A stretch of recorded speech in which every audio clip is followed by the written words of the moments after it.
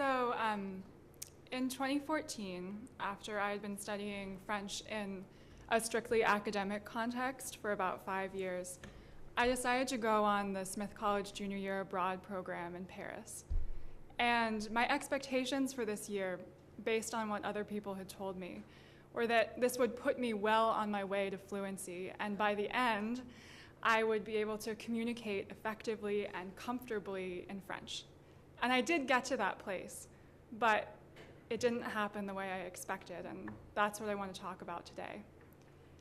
And I don't remember that much from my first couple months in Paris. There was so much to see and learn, and it was just a blur. But I do remember a conversation I had with the academic director of my program at the end of September, because I was telling him how frustrated I was that I wasn't improving in French fast enough. Because when I first got to Paris, I was so unaccustomed to being somewhere where French was spoken all the time and I was required to speak French on a daily basis that I could feel myself getting better every single day. But then at the end of the month, it kind of leveled out and I felt like I wasn't improving. And I remember him telling me that when you're learning a language at an elementary level, your progress is very linear and you're always getting better. But then when you hit that advanced level, it kind of plateaus. And then you have little increases every once in a while, but your progress is much slower. And that's how I felt through the entire academic year. There were these long periods of just stagnation and then little increases. And even though I knew that this was normal, I was disappointed in my progress. Because by the spring, I still felt that when I talked to a French person, there was this invisible barrier between us. Like they weren't really seeing me or really hearing me. And it's because the me that spoke French didn't really have a sense of humor, because I didn't understand the subtleties of the language. And I didn't seem to have any opinions on anything, because I couldn't recall vocabulary fast enough to argue effectively and express myself.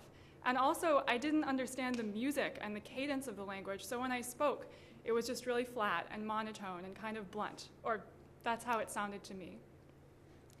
But things started to change when I decided to stay for the summer, because I felt like if I went home right then, I would feel like I had kind of failed, and I didn't want that. And so the first thing I did was I interned at a photo gallery in Paris, and something about being in a work environment where I had to use French to solve problems made me forget that I wasn't able to express myself adequately. I was just thinking about getting things done and solving the next problem and helping the next client. And I felt less self-conscious. And I think part of what helped me was that a lot of my job was helping my boss with his English email correspondence and translating things for him. And I realized he can't express himself adequately in his second language either, so he must understand how awkward I am in French. And so that barrier began to break down. And I also made friends over the summer, like real French friends who would teach me slang and whose verbal patterns I could copy. And this made me sound more natural when I spoke French, at least to myself. But things really changed when I accepted a position as a tour guide in a chateau in the middle of the countryside in Normandy. And the only thing I knew before going there was that I was going to be living in the chateau with the Baron and Baroness Denval, and that I was going to be giving tours in French, which was terrifying. And I remember getting to this little train station in the middle of nowhere and having the wife, Agnès, come and pick me up, and her driving me home and talking a mile a minute about things that I'd never had to talk about in French, like how the hay was drying in the fields, and what animals lived in the woods, and when to hunt them, and how the buildings that we were passing were constructed hundreds of years ago. And I remember looking down at my cell phone and seeing the cell phone reception just cut out and thinking, oh my God, what have I gotten myself into? But then I realized that I had the entire second floor of a beautiful Renaissance chateau to myself, and this gigantic four-poster bed, and that we were living in acres and acres of beautiful park that reminded me of where I grew up. And I found out that I felt like I was part of this family for some reason. Maybe because we ate together every single day. And we would have steak every day for lunch, and we would cook it right before we went to the table. And they would always yell at me while I was in the kitchen cooking my steak, "Hey, are you done ruining your steak yet?" because they thought it was really ridiculous that I liked to cook my steak all the way through so there wasn't red blood oozing out of it as I was eating it. And then when I got to the table, they'd be like, that's a nice leather boot you got there. That must be really tasty. And then we'd all make fun of Maxime, the gardener's apprentice, who would eat lunch with us, for putting ketchup on literally everything he ate. And the repetitiveness of this, because it happened every day, might have annoyed me under normal circumstances, but it didn't. It was great, because these were jokes. I mean, they were stupid jokes, but they were jokes that I could share with French people. This was humor that I could participate in French, and that meant more to me than almost anything.